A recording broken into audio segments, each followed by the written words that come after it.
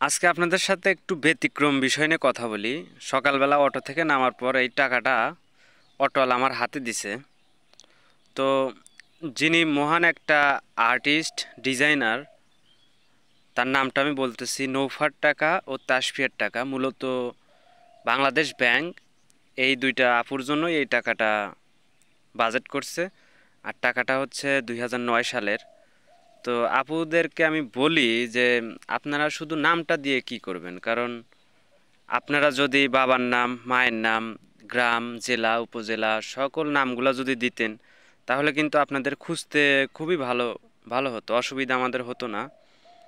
তো আপনাদের এমন করাই উচিত, কারণ এত সুন্দর করে লাভ ও অমায়িক ডিজাইন কিন্তু আপু আপনাদের বাংলাদেশ থেকে আপনাদেরকে পুরস্কৃত করা দরকার, খুবই দরকার, মানে ইমার্জেন্সি দরকার।